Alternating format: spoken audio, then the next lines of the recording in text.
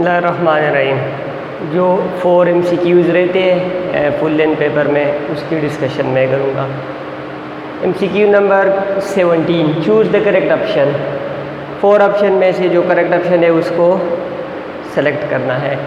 The only one of the students who is eligible is from Chitral. आपके पास rule आप पढ़ चुकी है कि जब who which that relative pronoun से पहले अगर सिंगुलर हो तो हम आगे वर्ब बी सिंगुलर लगाएंगे। हु विच दैट से पहले अगर नाउन या प्रोनाउन प्लूरल हो तो आगे वर्ब हेल्पिंग वर्ब हम प्लूरल लगाएंगे। अब अगर ये रूल आप अप्लाई कर दी तो यहाँ हु से पहले स्टूडेंट्स है तो यहाँ पर आप आर लगाएंगे। लेकिन इसके साथ एक और रूल भी मैं बता चुका था कि जैसे ही सेंटेंस के स्टार्ट में द ओनली आ जाए, द ओनली वन आने की वजह से आगे जितनी भी वर्ड्स है वो सिंगुलर आएंगे, प्लूरल नहीं आएंगे। तो ये आ रहा है, ये ख़त्म, ये भी आ रहा है, ये भी ख़त्म। अब ये एज है, ये भी as.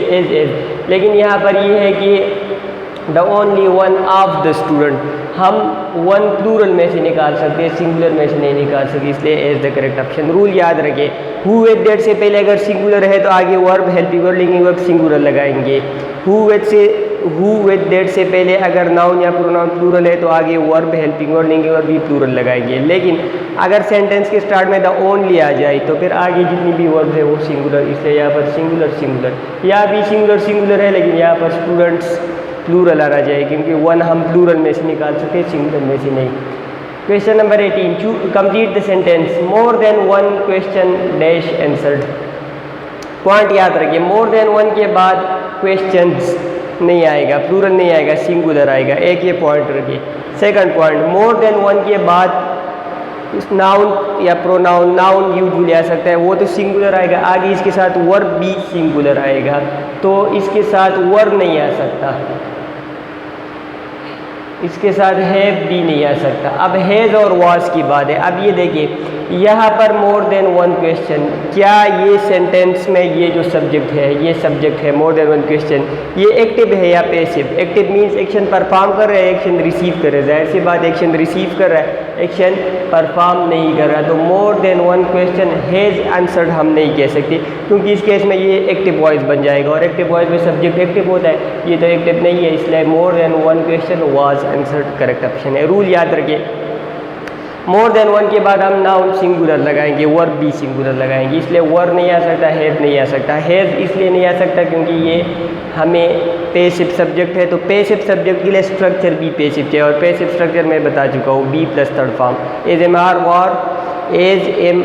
Was were being been, इनमें से एक plus third form of verb, इस स्ट्रक्चर को हम पैसिव वॉइस कहेंगे। Be plus third form of verb is equal to passive voice. Next question देखिए, choose the correct option. Conditional sentence है तो कंडीशनल सेंटेंस में बता चुका हूँ कि एक तो आपने क्रॉस मल्टीप्लिकेशन नहीं करनी, सेकंड आपने इंटरनल स्ट्रक्चर में भी वायलेशन नहीं करनी।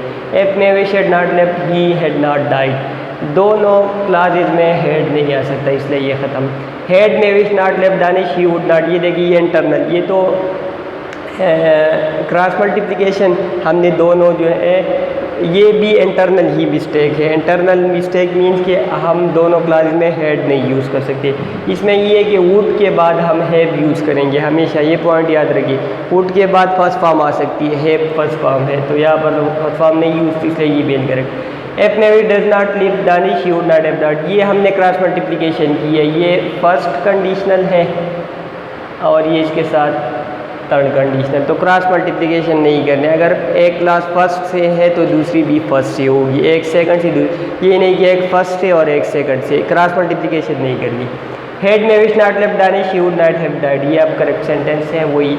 ये पॉइंट याद रखिएगा, हम एफ को स्किप करके हेड को भी सेंटेंस के स्टार्ट में लगा सकते हैं। कंडीशनल क्लास में इन्वर्जन करके हम हेड को स्टार्ट में लगा सकते हैं और सेंटेंस फिर भी कंडीशनल ही रहेगा, ये क्लास फिर भी कंडीशनल क्लास ही रहेंगी। एफ को स्किप करके हम इन्वर्जन के जरिए हेड को स्टार्ट में, जब हम हेड को स्टार्ट में लगाए तो ये हेल्पिंग वर्ब फंक्शन भी परफॉर्म करेगा और एफ वाली जो कंडीशन वाली फंक्शन है वो भी परफॉर्म करेगा। ये अब भी कंडीशनल क्लास है, ये पॉइंट याद रखिए, ये स्ट्रक्चर पॉसिबल है।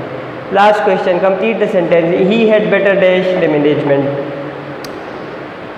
हैड बेटर, वुड रादर या ऑट टू, नीड नॉट, ये जो है ये सेमी मॉडल वर्ब्स है।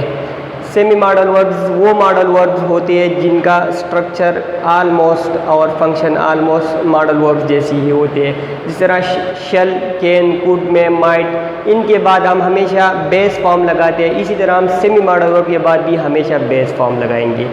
इसको सेमी इसलिए कहते हैं क्योंकि एक तो इनके वर्ड्स जो है एक से ज़्यादा होते हैं, तो कुछ इनमें फीचर्स है जो सेमी मॉडल वर्ब जैसे होते हैं, कुछ फीचर ऐसे हैं जो सेमी मॉडल वर्ब्स जो modal verb semi modal verbs की कुछ फीचर मॉडल वर्ब्स जैसे होते हैं, कुछ नहीं, इसलिए इसको सेमी मॉडल वर्ब कहते हैं। बहरहाल इनके बाद हमेशा वही बेस फॉर्म ही आएगी जिस तरह मॉडल वर्ब के बाद। अब देखिए had, better, would, rather, ought to, need not, ये सेमी मॉडल वर्ब्स है। यूज टू, तो इसके बाद हम बेस फॉर्म लगाएंगे। जिस तरह हम कैन के बाद कॉन्टेक्टेड नहीं लगा सकते, उसी तरह हम हैड, बेटर के बाद भी कॉन्टेक्टेड नहीं लगा सकते। जिस तरह हम शुड के बाद टू कॉन्टेक्ट नहीं लगा सकते, उसी तरह हम हैड, बेटर के बाद भी टू कॉन्टेक्ट नहीं लगा सकते। जिस तरह हम मे, माइट के बाद कॉन्टेक्ट्स नहीं लगा सकते, उस तरह हम हैड, बेटर के बाद भी कॉन्टेक्ट्स नहीं लगा सकते। बेस फॉर्म है कॉन्टेक्ट, हम मॉडल वर्ब के बाद भी लगा सकते हैं, सेमी मॉडल वर्ब की भी लगा सकते हैं। या अगर मैं शॉर्ट में बताऊँ तो जितनी भी हेल्पिंग वर्ब्स है हैज़, हैव, हैड के अलावा, हैज़, हैव, हैड के अलावा इनके बाद हम फर्स्ट फॉर्म लगाएंगे। लेकिन एज, एम, आर और वाज, वर के बाद कंटिन्यूस फॉर्म लगाएंगे। एज, एम, आर, वाज, वर इनके बाद कंटिन्यूस फॉर्म लगाएंगे। हैज़, हैव, हैड के बाद थर्ड फॉर्म लगाएंगे। बाकी जो हेल्पिंग वर्ब्स है उनके बाद हम फर्स्ट फॉर्म लगाएंगे, और इसमें ज़्यादातर वही मॉडल वर्ब्स और सेमी मॉडल वर्ब्स ही बचते हैं।